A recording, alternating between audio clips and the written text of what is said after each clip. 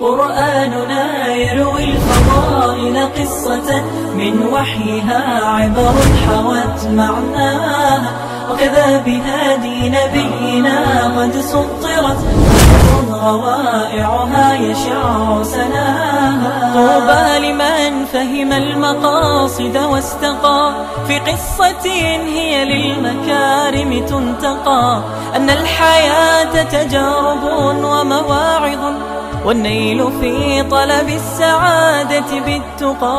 فاقرأ بها خبر الحياة مواعظا، وافهم بها سبل السعادة والرضا، وامرر على أثر لها متدبرا سنن الإله على حوادث من مضى. تلك الشواهد لا تزال تدلنا، إن أظلمت طرق وضل دليلنا، آياتها ولجت شغاف قلوبنا، كالنور يخترق السماء بلا عناء.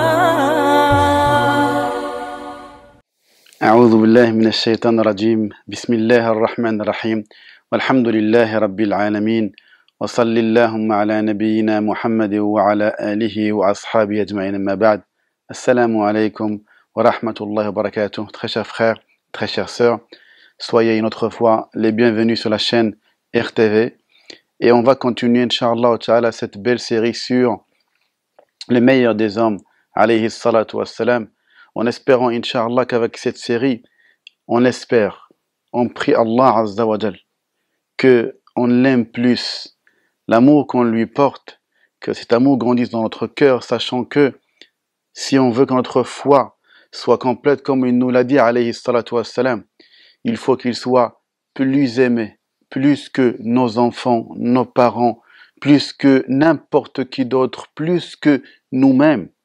Comme il l'a enseigné à Omar radiallahu anhu wa arda, quand Omar lui a dit non, ya Rasulallah, je ne t'aime pas encore plus que moi-même.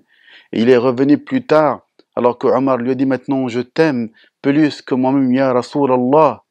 Et il lui a dit Al-ana ya Omar, Al-ana ya Omar. Maintenant Omar, oui, maintenant Omar. Les savants l'expliquent en disant maintenant ya Omar, ça veut dire que maintenant, oh ya Omar, ta foi est complète. Qu'est-ce qu'il en est pour nous? Si Omar radiallahu anhu a pris du temps, Fallahumma qawwa imanana wa habib ilayna Rasulallah, Fallahumma amin.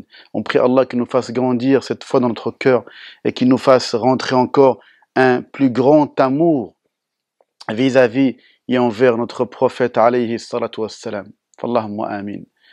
Alors, salawatu rabbi wa sallam, j'aimerais dire en avant-plan, en exergue, mettre en avant-plan quelle est la généalogie de notre prophète salawatu rabbi alayhi wa sallam. Alors, les savants ont mis en évidence trois parties. Une première dans l'authenticité, je parle de la généalogie, la descendance, dans la première est authentique d'après l'unanimité des savants, bi'ijma'il ulama.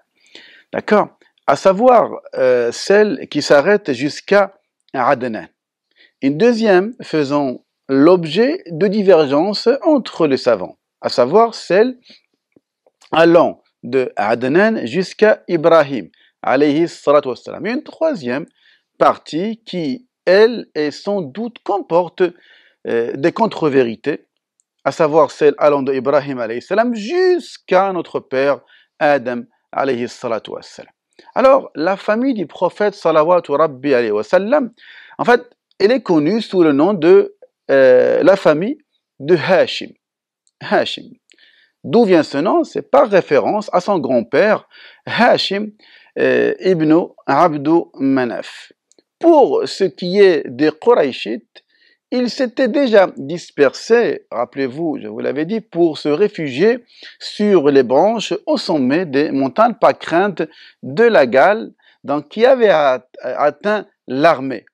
Après, celle-ci fut décimée et ils sont revenus vers leur maison sains et saufs. Cet événement, celui dont j'ai parlé hier, de Abraha, a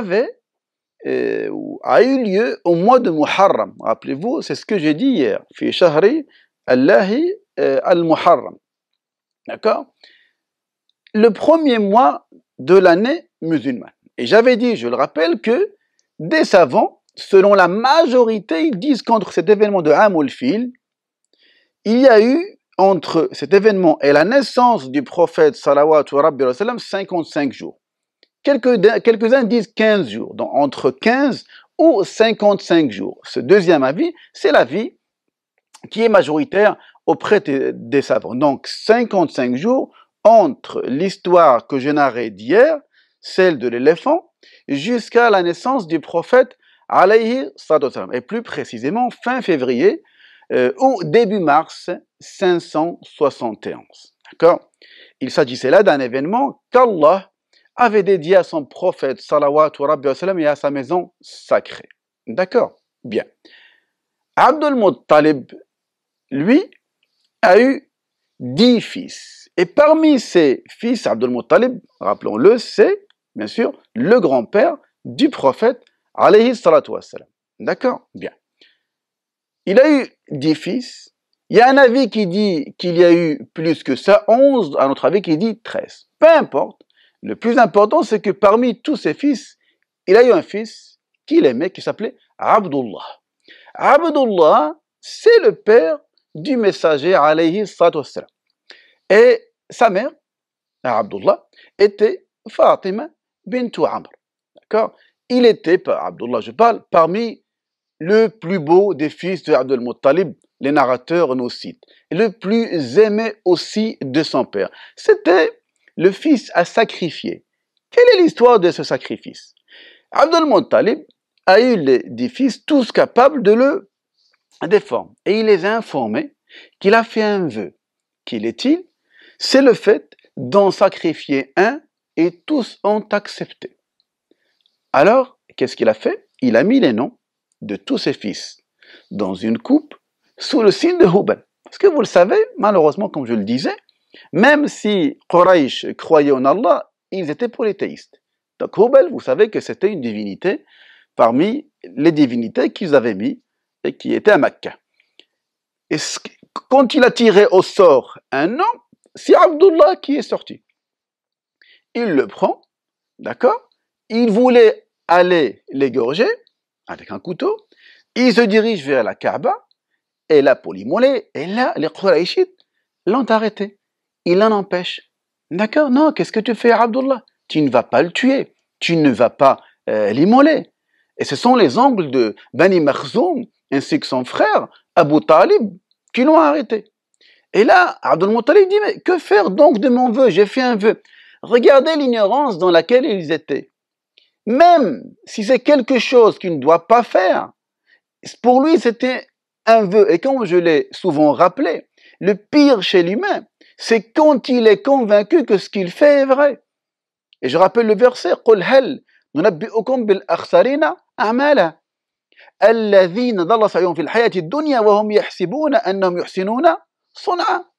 يحسبون, comme je l'ai rappelé, في قراءة يحسبون في قراءة أخرى. Dit, ne vous indiquerai-je pas ceux dont les actions sont vaines? Qui sont ceux-là? Ceux qui agissent pendant toute leur vie pensant qu'ils agissent correctement, qu'ils agissent bien. Or non. Donc Abdul Muttalib, lui, qu'est-ce qu'il dit? Il dit, mais que vais-je faire de mon vœu? Et là, on lui dit d'aller consulter une devineresse. C'est le devin, le féminin de devin. Donc là, c'est ce qu'il a fait. Il est parti la voir. Elle lui a ordonné de tirer au sort entre Abdullah et 10 chameaux. Wallah, l'islam est une ni'ma. Quand on lit, quand on écoute ces histoires, c'est là où on dit l'islam est venu pour sortir ces gens de l'obscurité vers la lumière de la foi. Et lui dit, tu tires au sort plutôt Abdullah et 10 chameaux. Lui disant aussi d'ajouter 10 autres chameaux si toutefois sortait le nom de Abdullah encore. Ça veut dire qu'à chaque fois que tu tires le nom de ton fils Abdullah parmi les 10 chameaux, tu rajoutes 10. Ça fait 20. Si tu tires parmi les 20 plus 1 Abdullah, tu rajoutes 10. Donc 30 plus 1. Il fait la première fois avec 10 chameaux, il sort le nom de Abdullah. pour satisfaire, d'après lui, son Seigneur. D'accord? Qu'est-ce qu'il fait? La même chose. Il tire encore 10 chameaux, mais encore c'est Abdullah qui ressort. Il rajoute, il accroît ce nombre-là à 10. Il commence à rajouter 10, il tire Abdullah. Il rajoute 10, il tire Abdullah. Il rajoute 10, il tire Abdullah, jusqu'à arriver à 100 chameaux. Ça veut dire qu'il a mis 10 fois 10, 10 fois 10 chameaux. C'est à ce moment-là, quand il y a eu 100 chameaux, et le nom de Abdullah, c'est là où il tire le chameau. Subhanallah, quel décret d'Allah Azza wa Jal. Donc, qu'est-ce qu'il fait? Il immole 100 chameaux à la place de son fils Abdullah. Donc, regardez comment Allah a voulu qu'il préserve le père du prophète alayhi salatu wassalam. Abdul Muttalib avait donc choisi pour son fils Amina. Et vous le savez, Amina, c'est la mère du prophète alayhi salatu wassalam. Donc, c'était la fille de Wahab. Amina ibn Wahab, ibn Abd Manaf, ibn Zahra, ibn Kilab. Voilà sa généalogie, donc sur 2 ou 3 générations. Donc, elle était considérée à l'époque comme la meilleure des femmes de Quraysh. Pourquoi? De par sa généalogie et son rang social. Le père de Amina était le seigneur de Banu Zahra, par sa généalogie et sa noblesse. Abdullah, donc, a épousé Amina, avec laquelle il a résidé à Mecca. D'accord. Peu après ce mariage, son père l'a envoyé à Médine pour cueillir des dattes. Et c'est en ce lieu qu'il trouva la mort. Le père du prophète, salawatu rabbi alayhi wa sallam. Certains disent que non. Certains disent qu'au contraire, il est parti faire du commerce en Syrie, en compagnie des Qurayshites, mais a été obligé de descendre à Médine pour raison de santé, et c'est là où il a trouvé la mort. Donc sa mort intervint avant la naissance du prophète salawatu rabbi alayhi wa sallam, et sa mère était déjà enceinte de lui. D'accord?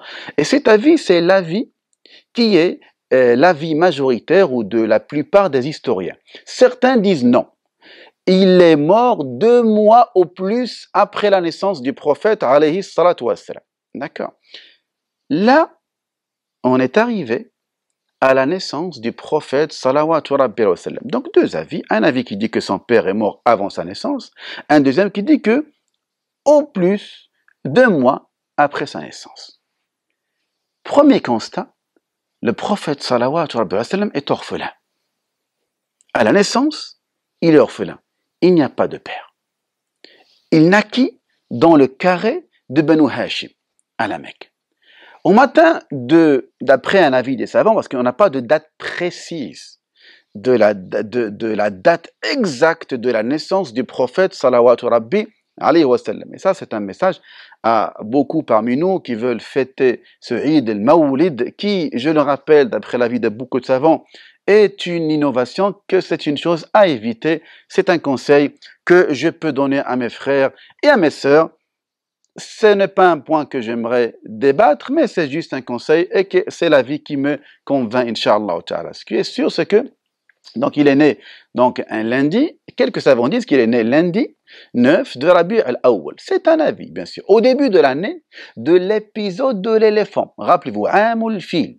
Ce qui correspond à un expert ou à des gens spécialisés dans le domaine dans ce calcul-là, au 22 ou le 20 avril 571. Mais il est né donc en l'an 571 de notre ère, ce qu'on dit l'ère grégorienne. Donc, et ceci a été donné d'après l'estimation de Mohammed Suleiman Alman Sarfouri et d'après l'astronome Mahmoud Basha. Bien. Donc, 571, il est né alors qu'il est orphelin. Son père, Abdullah, est décédé. Sa mère narre que quand elle a accouché, Amina, donc elle avait envoyé auprès de Abdul Muttalib lui annoncer la naissance de son petit-fils. Très content, très réjoui de la nouvelle, il arrive, il prend le nouveau-né, donc l'amna dans la Kaaba, invoqua Allah et le remercia. Il lui choisit le nom de Muhammad, nom à l'époque qui était inconnu des Arabes. Il l'a circoncis à son 7e jour, comme le faisaient les Arabes à l'époque. La première femme à allaiter le prophète, salawatu rabbi wa sallam, les gens pensent que c'est Halima. Non, ce n'est pas la première femme qui l'a allaité. Elle, c'était la deuxième, et je vais m'arrêter longuement sur son histoire, une très belle histoire. Non, c'était Thuwaybah, qui était la captive, qui était affranchie d'Abu Lahab. D'accord? Thuwaybah al-Aslamiyya. D'accord? Et là, elle était à un moment donné où elle allaitait son propre fils qui s'appelait Masrouh. D'accord? Rappelez-vous de ce nom, Thuwaybah al-Aslamiyya. Donc, je vous donne un indice ici. Rappelez-vous de ce nom-là. Cette femme avait déjà allaité Hamza ibn Abdul Muttalib. D'accord? Hamza ibn Abdul Muttalib, radiyallahu anhu warda, qui était l'oncle du prophète, salawatu rabbi alayhi wa sallam. D'accord? Alors là, après qu'elle l'ait allaité, qu'est-ce que donc son oncle a fait? Parce que les Arabes sédentaires avaient comme coutume de chercher des nourrices pour leurs enfants pour éviter à ceux-ci des maladies de la métropole, là où ils vivaient. Ils les amenaient à la campagne pour les doter d'une forte constitution, développer leurs muscles et leur permettre de comprendre aussi l'arabe dès le bas âge. Ainsi, donc, Abdul Muttalib, qu'est-ce qu'il fait? Il est parti chercher une nourrice pour le prophète, salawatu rabbi wa sallam, sachant que l'allaitement, bien sûr, c'est pendant les 2 premières années. Il lui a choisi une femme de la tribu de Banu Sa'd ibn Bakr. D'accord? Et c'est là où c'était Halima, radiallahu anha, d'accord, Bintou, la fille de Abu Thuwayb, c'est elle qui était sa deuxième nourrice et qui est restée avec elle très longuement. D'accord, mais quelle est son histoire? Donc, rappelons aussi que Hamza, radiallahu anhu, était aussi en allaitement chez les Banu Sa'd. Sa nourrice allaita le prophète un seul jour, alayhi salam, alors que celui-ci était chez Halima. C'est pourquoi que Hamza, radiallahu anhu arda, ainsi que le prophète, salawatu wa sallam, sont aussi frères de lait, dans 2 sens. Pourquoi les 2 sens? Parce qu'ils ont été tous les 2 allaités par Thuwaybah al-Aslamiyya, d'accord, et Halima al-Sa'diyya, radiallahu anhuma, d'accord. Donc cette dernière avait découvert la baraka. Regardez l'histoire qui est arrivée pendant ces années où il était avec Halima al-Sa'diyya. Qu'est-ce qu'elle a découvert? Elle nous narre qu'il y a eu de la baraka quand ils ont pris chez eux le prophète, alayhi salatu wassalam. Mais elle raconta tout cela en détail. Regardez cette belle histoire, subhanallah, qui vraiment doit nous remplir le cœur. Selon Ibn Ishaq, rahimahullah, Halima racontait qu'un jour, elle est sortie de sa bourgade avec son mari et un enfant en allaitement, en compagnie aussi de femmes appartenant au Banu Sa'd, cette tribu-là. Pourquoi ils sont partis chercher des nourrissons? Parce qu'en fait, c'était leur salaire, c'était leur travail qui leur ramenait ce salaire. Étant donc des nourrices pour ces bébés, elles recevaient un salaire. Donc, il fallait qu'elles cherchent des familles qui avaient les moyens de payer. D'accord? Elle dit, c'était une année très dure. Il ne nous restait rien. Je suis sorti avec mon ânesse blanche. Nous avions aussi avec nous une chèvre qui, par Allah, ne donnait presque pas de lait. D'accord? Nous n'avions pas dormi la veille à cause de quoi? À cause des cris de l'enfant que nous avions avec nous. Tellement il n'avait pas grand-chose que l'enfant qu'elle devait allaiter vraiment ne dormait pas, il criait parce qu'il avait faim, parce qu'il n'y avait rien. Et il disait que le lait qu'elle avait dans ses seins, elle, ne suffisait pas. D'accord? Qu'est-ce qui se passe? Eux, ils disaient, on espérait recevoir de la pluie. D'accord? Elle est sortie donc avec l'ânesse qui était si faible, maigre. Les autres ânes qui étaient avec elle, les autres nourrices, la laissèrent tellement derrière. D'accord? Ils sont arrivés à la Mecque. Et là, bien sûr, il faut qu'ils cherchent des enfants pour pouvoir être leurs nourrices. Alors, ils ont commencé à chercher des nourrissons. Aucune de nous, wallahi, c'est vraiment quelque chose. En préparant ce cours, cette partie-là, vraiment, doit nous remplir d'émotions. Il dit que personne parmi ces femmes n'ont accepté de prendre Rasulullah. Pourquoi? Parce qu'ils ont dit qu'il est orphelin. Il est orphelin. En effet, ils disaient, mais qu'est-ce que vous voulez? Parce que nous, on veut de l'argent.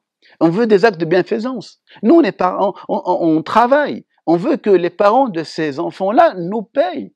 Mais lui, il est orphelin.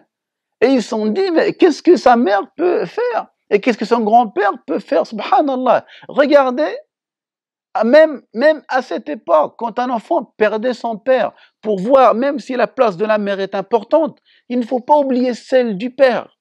Celle du père, il ne faut pas l'oublier.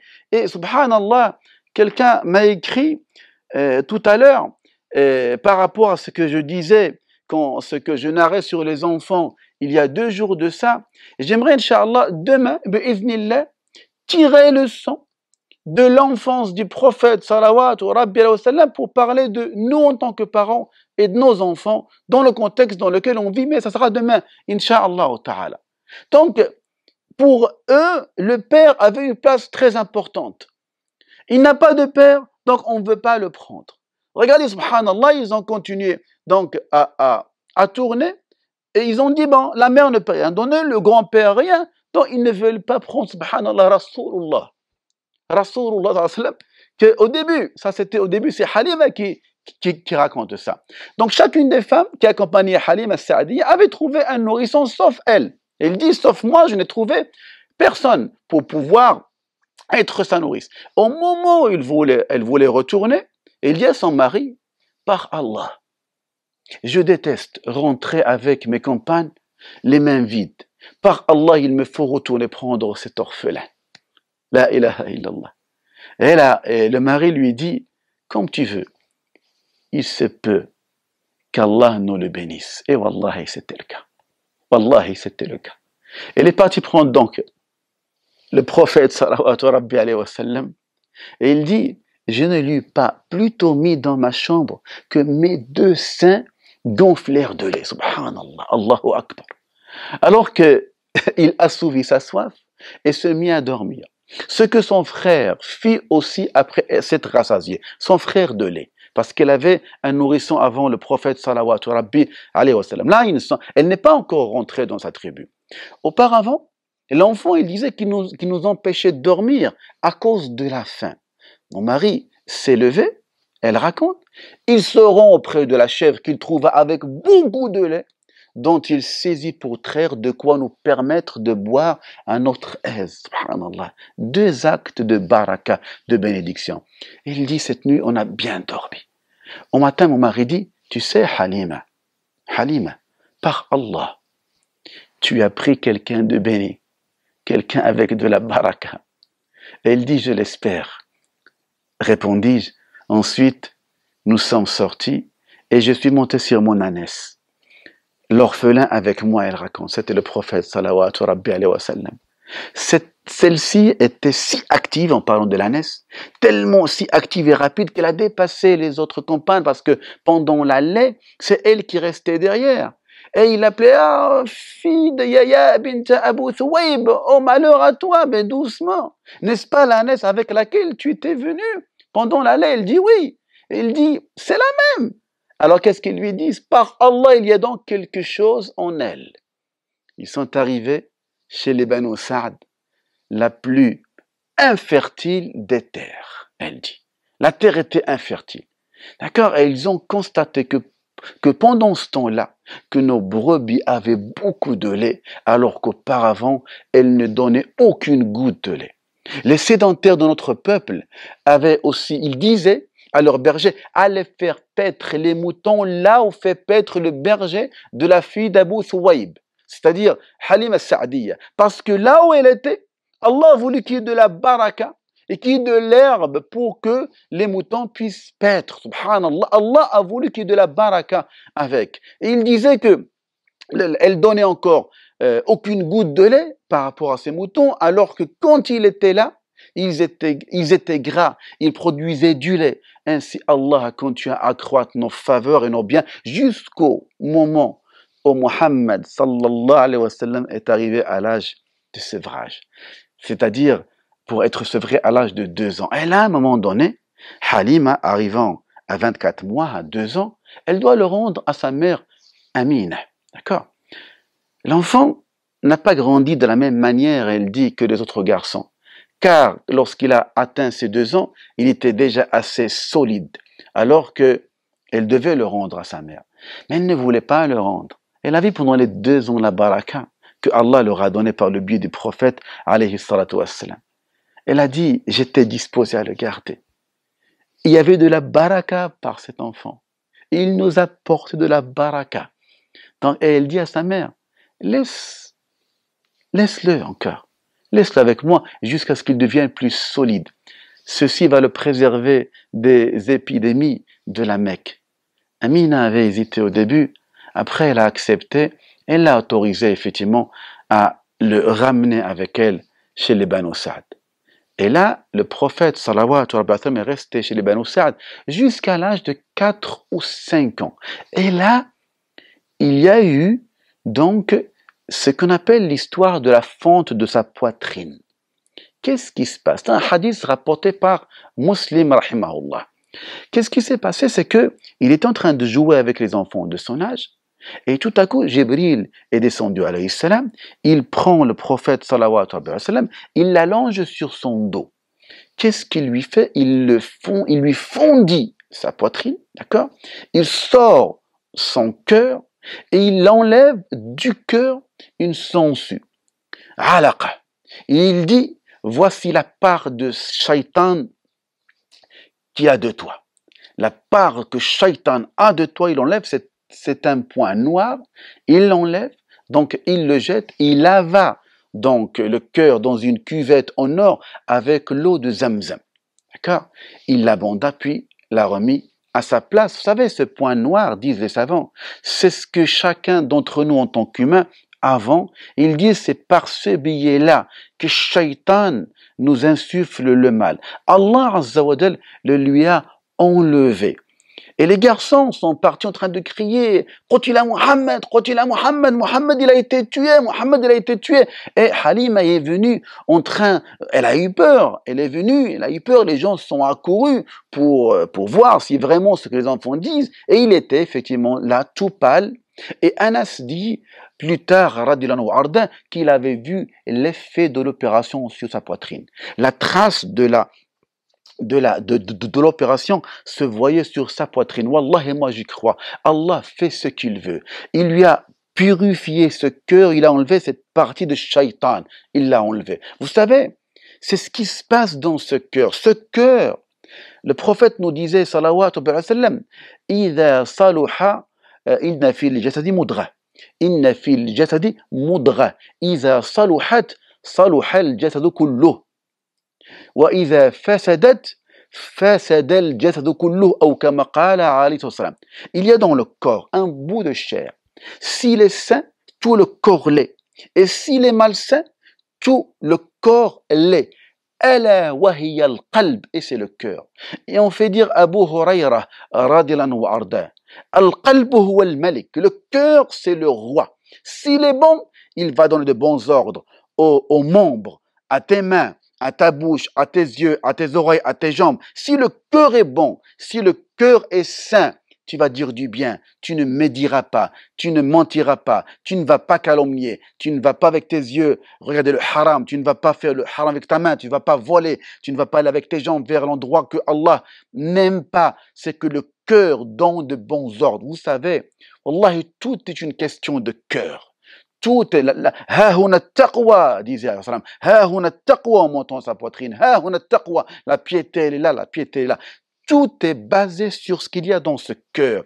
Tout ce qui est ostentation, tout ce qui est ril, rancune, rancœur, amour des biens, amour de ce monde, cupidité, jalousie, tout ce qui est mauvais, et bien sûr tout ce qui est bon émane de ce cœur. Si ce cœur est bon, فاللهم زكي قلوبنا يا أرحم الراحمين قد أفلح من زكاها وقد خاب من دساها. Le succès, c'est celui qui l'a purifié. C'est de ce cœur que émane la façon avec laquelle tu agis. Le cœur donne l'ordre aux membres et le membre, si le cœur est bon, si le roi est bon, alors le corps et les membres agissent sainement. Ils agissent avec une meilleure façon. tout émane de ce cœur-là. Vous savez, c'est comme, tu peux, par exemple, au moment de la mort, l'être humain doit dire la ilaha illallah. Ce n'est pas parce que tu l'as appris par cœur que tu vas le dire. C'est parce que tu as vécu avec la ilaha illallah et que ton cœur est rempli par ceci. Et que, à la fin de ta vie, ce que ton cœur renferme, ta langue le reflète. Si ton cœur était dans la foi et dans la pratique avec la ilaha illallah, ce cœur enverra automatiquement la ilaha illallah avec cette langue. Un de nos savants dit, rahimahullah, inna min karamillahi, Ibn Asakir, rahimahullah, on lui fait dire, inna min karamillahi, annahu man aasha ala shay'in, mata alayh. On lui fait dire, rahimahullah, Ibn Asakir, que celui qui vit en faisant une chose, il mourra en faisant cette chose. Et le hadith dit, وَمَنْ مَاتَ عَلَى شَيْءٍ بُعِثَ عَلَيْهِ. Et le hadith dit que celui qui meurt sur une chose, il sera ressuscité. Ça dépend de ta vie. Vois comment ta vie est pour savoir de quoi ton cœur est rempli. يَوْمَ لَا يَنْفَعُ مَالٌ وَلَا بَنُونَ إِلَّا مَنْ أَتَى اللَّهَ بِقَلْبٍ سَلِيمٍ. اللهم زك هذه القلوب وطهرها يا أرحم الراحمين. يوم لا ينفع مال, le jour où ni enfant, ni argent, ni enfant ne seront d'aucune utilité, sauf celui qui vient vers Allah avec un cœur pur, avec un cœur saint. Il lui a enlevé donc cette partie de shaitan qui était en lui. Et nous, c'est avec ce djihad de nafs qu'on doit faire, parce que pour combattre notre shaitan et combattre aussi notre nafs, parce que chaque humain a ce qu'on appelle un qarin. C'est quoi ce qarin? C'est un shaitan qui nous insuffle le mal. Et il nous dit, salawatu rabbi wa sallam, que Allah a fait soumettre le djinn, le shaitan qu'il avait avec lui, il l'a fait, c'est-à-dire il est devenu un musulman. Donc, qu'est-ce qui se passe? Le prophète est retourné en tant qu'enfant, salawatu rabbi wa sallam, avec sa mère Amina. Après l'événement de la fente de la poitrine, Halima, donc, elle a eu tellement peur, donc elle l'a rendu à sa mère. Et l'enfant est resté chez sa mère avec Amina jusqu'à l'âge de 6 ans. Et qu'est-ce qui se passe? Et Amina s'est proposé de partir à Médine pour visiter la tombe de son mari. Elle est donc partie, regardez, de Mecque jusqu'à Médine, environ 500 km de chemin. Il n'y avait ni avion, ni TGV, 500 km. Elle était en compagnie de son enfant orphelin, Muhammad salawatu rabbi alayhi wa sallam, de sa servante, Ayman, ainsi que Abdul Muttalib.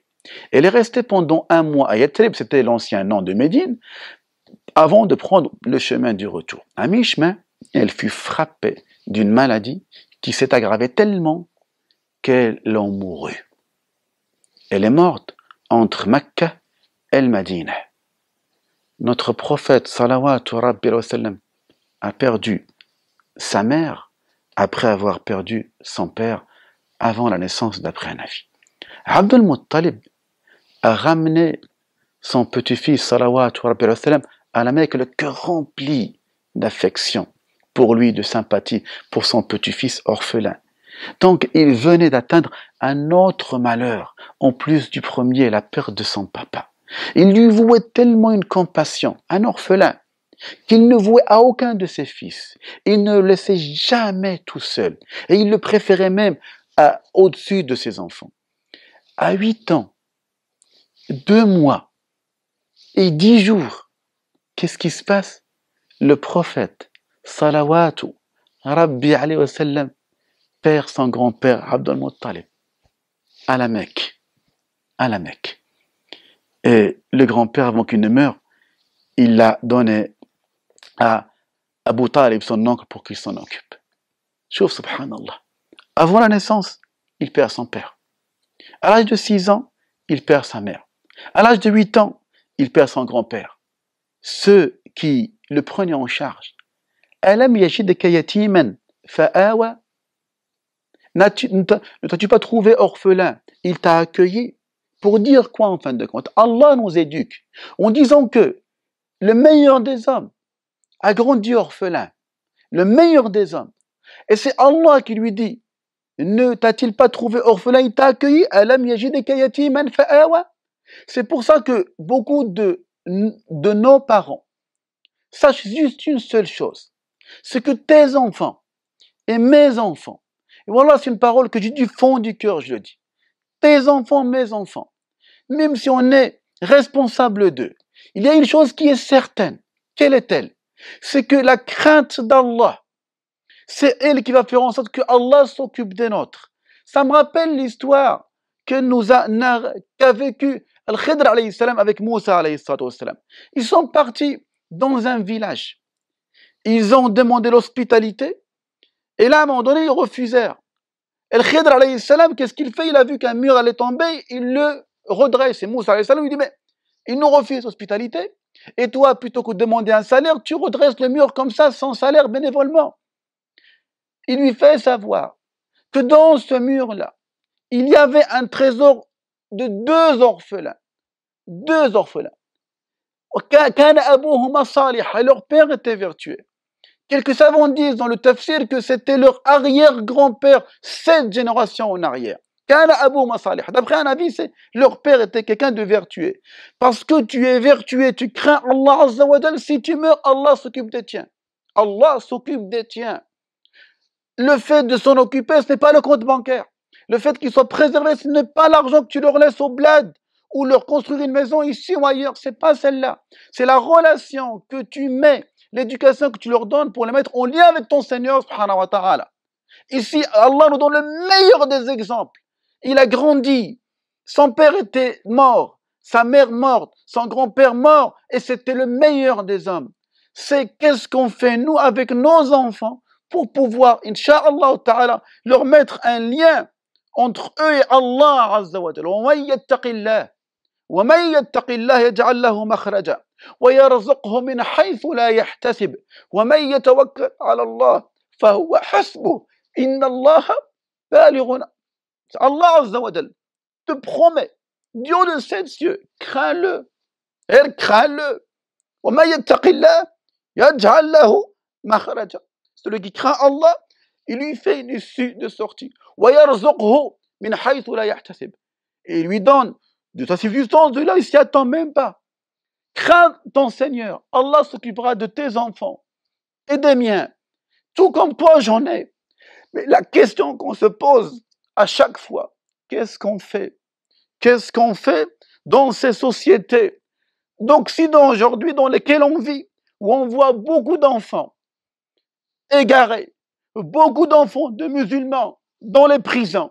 On voit beaucoup d'enfants de musulmans qui sont loin du chemin de la guidance.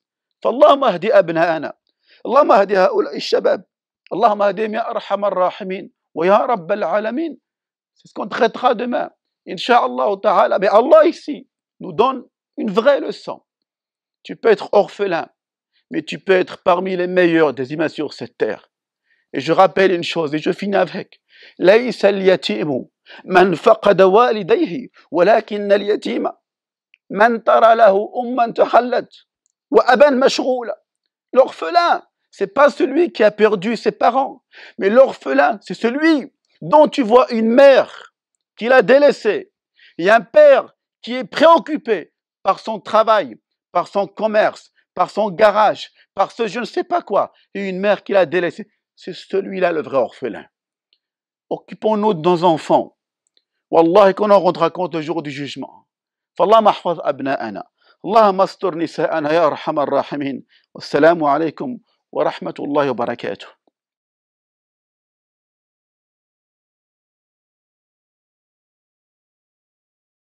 والضحى والليل إذا سجى ما ودعك ربك وما قلى وللآخرة خير لك من الأولى ولسوف يعطيك ربك فترضى ألم يجدك يتيما فآوى ووجدك ضالا فهدى ووجدك عائلا فأغنى فأما اليتيم فلا تقهر وأما السائل